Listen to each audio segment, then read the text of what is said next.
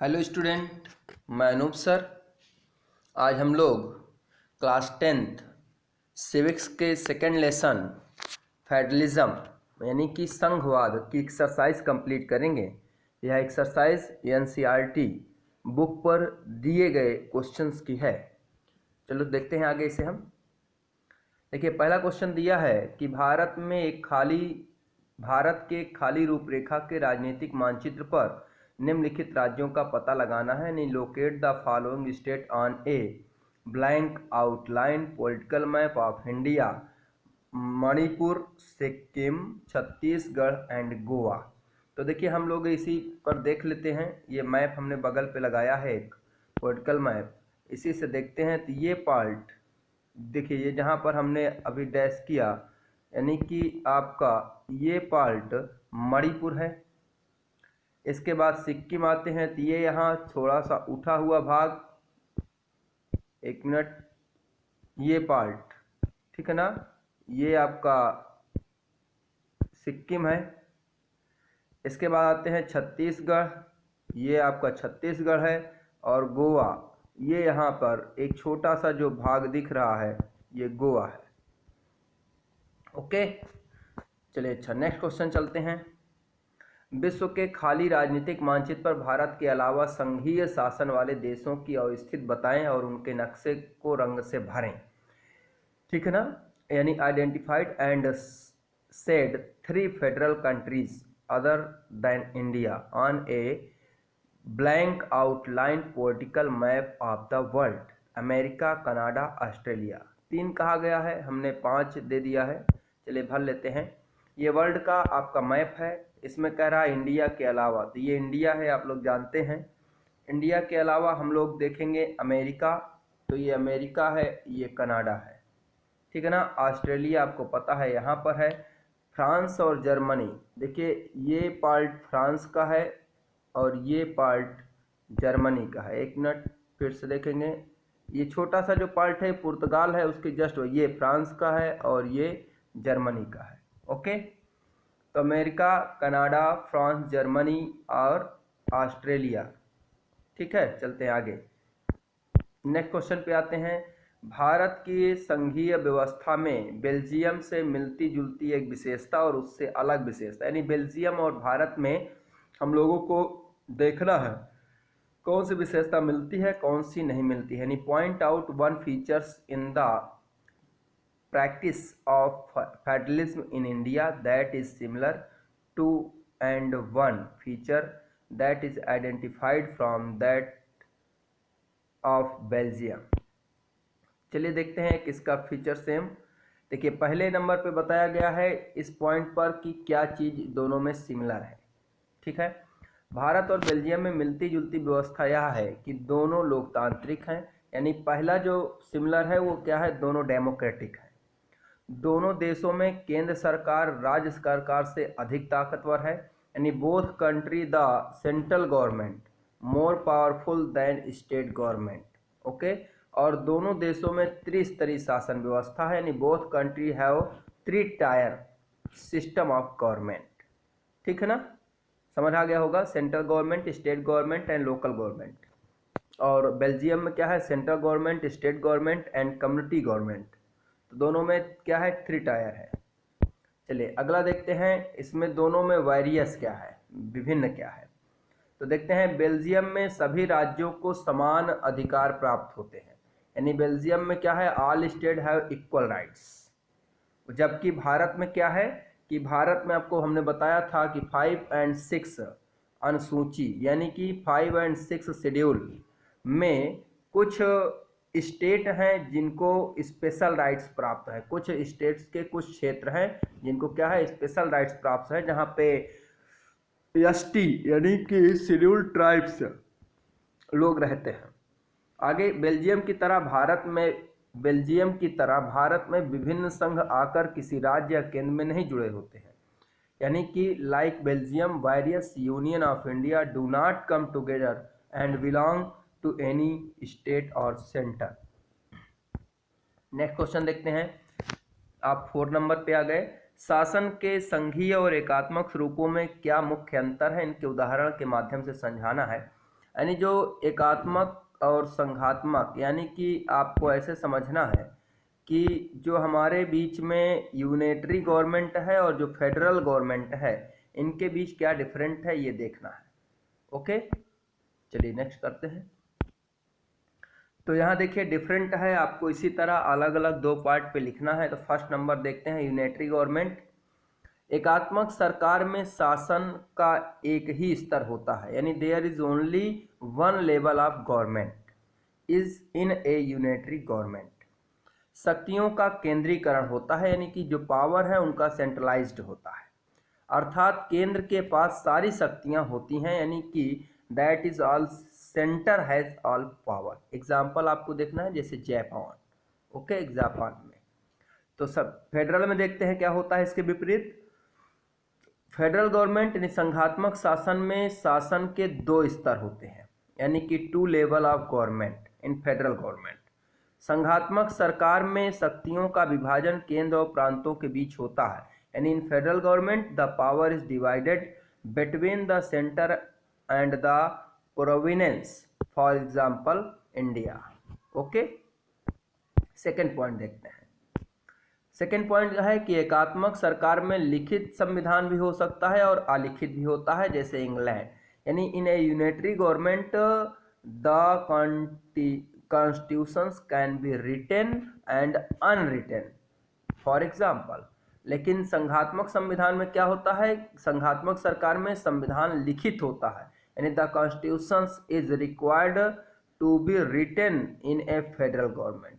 यहाँ दोनों हो सकता है, लेकिन यहाँ ओनली रिटेन होना चाहिए, क्योंकि शासन में शक्तियों का बंटवारा संविधान में स्पष्ट रूप से होता है, यानी since the power of government is clearly share in the constitution, for example India. चलिए आते हैं थर्ड नंबर पे। एकात्मक शासन में केंद्रीय सरकार राज्यों को विशेष आदेश नहीं दे सकती, यानी जो यूनिटरी गवर्नमेंट है वो क्या करते हैं, central government cannot give special order to the state government for China. Okay, संघात्मक शासन में देखते हैं, संघात्मक शासन में केंद्र सरकार प्रांतीय सरकारों को आदेश दे सकती है। उदाहरण के लिए जो भारत में सेंट्रल और सेंट्रल गवर्नमेंट है वह स्टेट और लोकल गवर्नमेंट को आदेश दे सकती है, यानी in a federal government the central government can be order provinces local government, for example India central government can order the provinces and local government. चौथा point देखते हैं। चौथा है एकात्मक शासन में नागरिकों को इकहरी नागरिकता प्राप्त होती है, यानी कि जो यूनिटरी गवर्नमेंट है वहाँ citizen gate a single citizenship, जो वहाँ के नागरिक हैं उन्हें सिंगल सिटीजनशिप मिलती है, एग्जाम्पल फॉर इंग्लैंड। लेकिन संघात्मक शासन में क्या होती है, दोहरी नागरिकता मिलती है, यानी citizen level dual citizenship of under federal rules, यानी एक स्टेट की सिटीजनशिप मिलेगी और एक सेंट्रल की सिटीजनशिप मिलेगी, एग्जाम्पल होगा अमेरिका। पांचवा, एकात्मक सरकार छोटे देशों के लिए उपयुक्त है, यानी जो यूनिटरी गवर्नमेंट्स है वो सुटेबल फॉर स्मॉल कंट्रीज, और जो संघात्मक यानी फेडरल गवर्नमेंट है वो सुटेबल फॉर लार्ज कंट्री, यानी बड़े देशों के लिए उपयुक्त होती है। तो इस प्रकार से आप चौथा क्वेश्चन पूरा कर लिए। चलते हैं पांचवें में। इसमें भी दिया है कि 1992 के संविधान संशोधन से पहले और बाद के स्थानीय संसाधन में दो महत्वपूर्ण अंतर बताना है, यानी स्टेट यानी to different between the local government before and after constitutional amendment 1992, यानी कि जो 1992 का जो अमेंडमेंट है उसमें पहले और बाद में दो डिफरेंट बताने हैं। तो हम लोग यहाँ भी ऐसे डिवाइड करेंगे, एक तरफ लिखेंगे बिफोर 1992 और एक तरफ लिखेंगे आफ्टर 1992। चलिए फर्स्ट नंबर देखते हैं। 1992 के पहले स्थानीय सरकारों के पास ना तो कोई अधिकार था ना संसाधन थे, समझ आ गया। Period to 1992 local government had neither authority nor resources. यहाँ देखते हैं 1992 के बाद क्या चेंज हुआ। 1992 के बाद स्थानीय सरकारों की स्थिति मजबूत करने हेतु राज्य सरकारों को अपने राजस्व और अधिकारों के कुछ हिस्से देने पड़े, यानी after 1992 to strengthen the position of local government, State government had to give soon some of their revenue and rights them. Second पे आते हैं। 1992 के पहले स्थानीय सरकारों के नियमित ढंग से चुनाव नहीं कराए जाते थे, यानी जो स्थानीय सरकार होते थे उनके नियमित ढंग से चुनाव नहीं होते थे, यानी उनके जो चुनाव है वो नियमित ढंग से नहीं कराए जाते थे। और यहाँ है prior to 1992 election they are not held regularly for local government. और अगर यहाँ देखें, एक मिनट, अगर यहाँ देखते हैं 1992 की बात करते हैं तो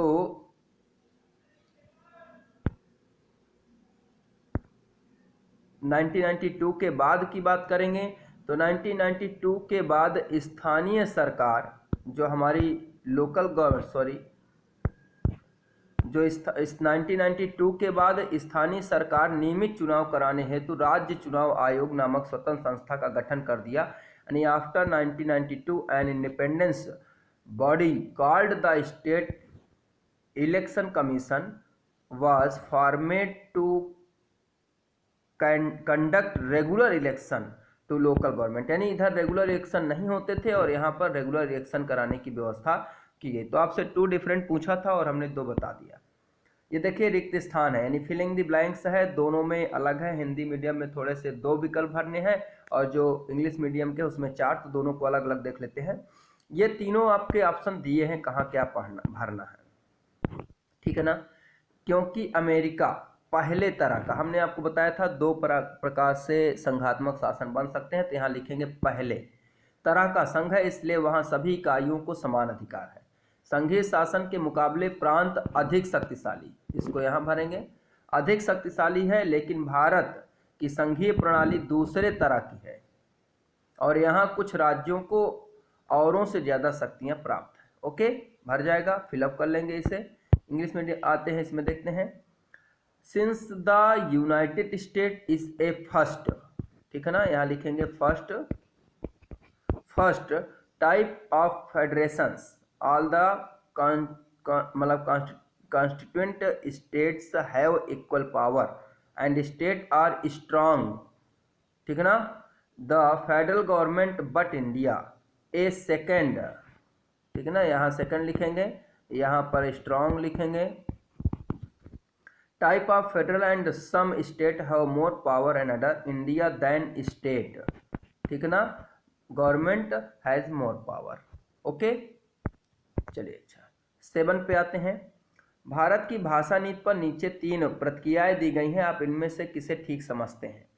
पहला है प्रमुख भाषा को समाहित करने की नीति में राष्ट्रीय एकता को मजबूत किया। भाषा के आधार पर राज्यों का गठन ने हमें बांट दिया और हम इसी कारण अपनी भाषा के प्रति सचेत हो गए। हरीश, इस नीति ने अन्य भाषाओं के ऊपर अंग्रेजी के प्रभुत्व को मजबूत करने का भर काम किया है। तो अगर हम इंग्लिश ये देखें तो इसका आंसर अगर हम देखें तो यहाँ पर अगर संगीता का जो कोटेशन था, भाषाओं ने क्या किया है, प्रमुख भाषाओं को समाहित करने की जो नीति थी वह राष्ट्रीय एकता को मजबूत किया है। तो देखते हैं इसका आंसर ये है। मेरी नज़र में संगीता का तर्क ठीक है, सभी भाषा को समान आदर दिया गया है जिसमें हमारी राष्ट्रीय एकता को बढ़ावा मिला है। भारत की भाषा नीति के अंतर्गत सभी भाषाओं को समान दृष्टि से देखा गया है, इसलिए भारत में सबसे अधिक बोले जाने वाली हिंदी भाषा को राष्ट्रभाषा नहीं घोषित किया गया बल्कि उसे राजभाषा बनाया गया है, माना गया है। और साथ ही 8वीं अनुसूची में 22 भाषाओं को स्थान देकर उन्हें अनुसूची भाषा का दर्जा दिया गया है। इसके साथ ही सरकार एक विशेष भाषा के भाषाई वर्चस्व से राज्य को बचाने के लिए एवं आधिकारिक उद्देश्यों के लिए हिंदी के साथ अंग्रेजी का उपयोग जारी रखने पर सहमत प्रकट की है। यह एक सराहनीय कदम है। ये कथन आपका क्या है, ओके सही है, मतलब यहाँ भी वही है। Here is the rejection to the language policy follow in India, give a argument of example to support any these opposition. तो यही संगीता का सही है। The policy of accumulations has strongest national unity. यहाँ देखते हैं क्यों, वही चीज़ है। I think Sangeeta argument fine All language have been given equal respect, which gave a boost to our national unity. All language have been viewed equal under the language policy of India. Therefore, Hindi is most spoken language, has not declared the national language, has been considered the official language. Okay, is the English, यानी इसे national language नहीं बनाया गया, क्या बनाया गया, official language. In the English sorry eight schedule, जो 8 schedule है उसमें 28 language we are given a status of schedule language, 22 भाषाओं को दिया गया। Along with this the government has agreed to continue using English along with Hindi for official purpose and the protect the state from linguistic dominations of a particular language.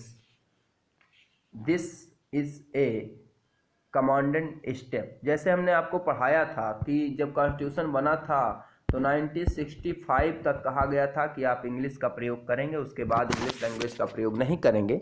लेकिन वही है कि 1965 के बाद भी भारत ने इंग्लिश के प्रयोग को जारी रखा। चलिए 8 क्वेश्चन नंबर पे आते हैं। इसमें दिया है संघीय शासन की एक विशेषता है, यानी the diagnostics feature of the federal government. पहला है राष्ट्रीय सरकार अपने कुछ अधिकार प्रांतीय सरकारों को देती है, यानी national government give some power to the provincial government. दूसरा है अधिकार विधायिका कार्यपालिका न्यायपालिका के बीच बढ़ जाते हैं, ठीक है ना, यानी power is distributed among the linguistic executive and judiciary. निर्वाचित पदाधिकारी ही सरकार में सर्वोच्च ताकत का उपयोग करते हैं, and elected official exercise support power in the government. और सरकार की शक्ति शासन के विभिन्न स्तर में बढ़ जाती है। Government power is divided between different level of government. अगर इसमें देखें कि जो फेडरल गवर्नमेंट होता है उसमें सेंट्रल और स्टेट गवर्नमेंट्स के बीच जो पावर है वो डिवाइड होते हैं, तो ये आंसर आपका अंतिम वाला सही होगा, ठीक है ना, ये आपका आंसर सही होगा, बाकी उपयुक्त नहीं है। चलिए 9वें क्वेश्चन पे आते हैं। यहाँ पर आपको करना क्या है कि भारतीय संविधान की सूचियां, हमने आपको 3 सूचियां पढ़ाई थी, समवर्ती सूची यानी कि सेंट्रल लिस्ट, स्टेट लिस्ट और कॉन्करेंट्स, 3 हमने पढ़ाई थी, समवर्ती सूची, संघ सूची और राज्य सूची और समवर्ती सूची ना, समवर्ती सूची, राज्य सूची और संघ सूची, इन तीनों को बांटना है उसी में। A few subject in various list of the Indian constitutions are given here, group then under the union state and concurrent list as provided in the table below। देखिए इनको देख लीजिए, डिफेंस है, पुलिस है, एग्रीकल्चर है, education, banking, forest, communication, trade and marriage. चलिए देख लेते हैं आंसर इसका। सबसे पहले नंबर पर हमने दिया है यूनियन लिस्ट यानी संघ सूची। इसमें 3 आते हैं, कौन कौन से, डिफेंस, बैंकिंग एंड कम्युनिकेशन, ठीक है ना, यानी ए, ई और जी।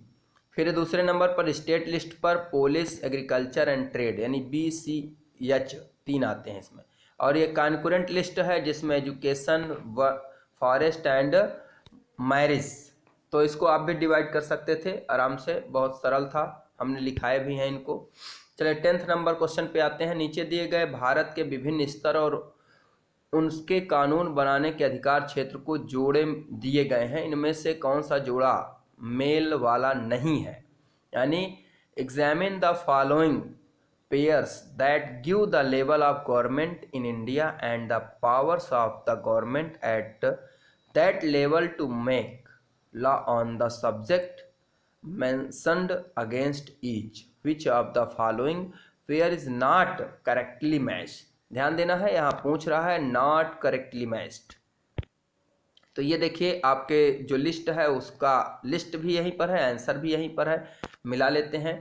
देखिए स्टेट गवर्नमेंट सरकार राज्य सूची के विषयों पर कानून बनाती है, सही बात है, state government state list. Central government union list, ये भी बिल्कुल सही है।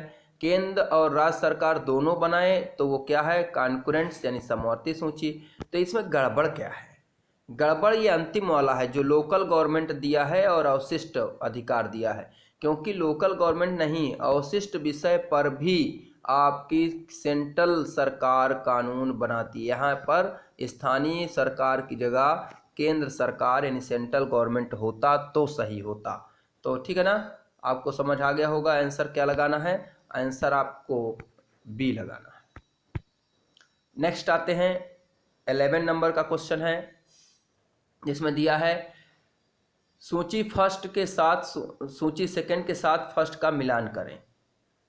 वही है, फर्स्ट के साथ सेकंड का मिलान करें और सूचियों में नीचे दिए गए कोड का उपयोग करके सही उत्तर चुनें। Match list first with second and select the correct answer using the code given below of the list. तो मिलाइए, देखिए जो भारतीय संघ यानी यूनियन इंडिया है उसकी अगर बात करें तो यूनियन इंडियन को आप, ठीक है, यूनियन ऑफ इंडिया भारतीय संघ में आप प्राइम मिनिस्टर ही लगा लीजिए, तो आपको सीधे से पहले का ए ही सही मिलेगा। स्टेट गवर्नमेंट में कौन होता है? स्टेट गवर्नमेंट में आप जानते हैं कि गवर्नर्स होता है यानी राज्यपाल होता है, तो स्टेट गवर्नमेंट आप यहाँ लगा लीजिए। म्यूनिसिपल कॉरपोरेशन हमने बताया था मेयर यहाँ के होते हैं, और सरपंच कहाँ होता है? ग्राम पंचायत पे होता है। तो आपको आंसर जो मिला वो मिला ACDB। इधर आएंगे अपना लगा लेंगे, आंसर होगा ACDB यानी कि सी नंबर आपका आंसर सही होगा। नेक्स्ट क्वेश्चन, ये 4 बयान दिए गए हैं, इन बयानों पर गौर करें। यानी कि संघीय व्यवस्था में संघ और प्रांत सरकारों के अधिकार स्पष्ट रूप से तय होते हैं। इनमें से ठीक है ना, भारत एक संघ है क्योंकि केंद्र और राज्य सरकार के अधिकार संविधान में स्पष्ट रूप से दर्ज हैं और अपने अपने विषयों पर उनका स्पष्ट अधिकार है। श्रीलंका में संघीय व्यवस्था है क्योंकि उनके प्रांतों में बांट दिया गया है, बिल्कुल गलत है। भारत में संघीय व्यवस्था नहीं रही क्योंकि राज्यों में अधिकारों को इकाइयों में बांट दिया गया, गलत। संघीय व्यवस्था ही होती है कि बांट दिया जाए, इसलिए सी और डी गलत है। वो दिया है ऊपर दिए गए बयानों में कौन सही है, तो सीधी सी बात है आपको ए और बी सही दिख रहा है, ए और बी यहाँ पे आंसर होगा। पहले इसको भी देख लेते हैं। Consider the following statements in a federation of power, the federal and provisional government is clearly discriminate, बिल्कुल सही है। India is a federal because the power of the union and state government are specified in the constitutions and they have executive judiciary on their representative subject. Sri Lanka is a federal because the country are divided into provinces, or India is no longer a federation because some power of the state have been developed to the local government bodies. Which of the statements give above are correct? हम बता चुके हैं आपको answer, इसका answer क्या होगा? A and B correct है, बाकी करेक्ट और बाकी दोनों इनकरेक्ट हैं। तो इसी के साथ आपका लेसन कंप्लीट होता है। आप वीडियो को देखें, इसके लिए थैंक्स। आप लोग इसे लाइक एंड सब्सक्राइब जरूर करें और इसे अधिक से अधिक लोगों तक पहुंचाने का प्रयास करें। Thank you.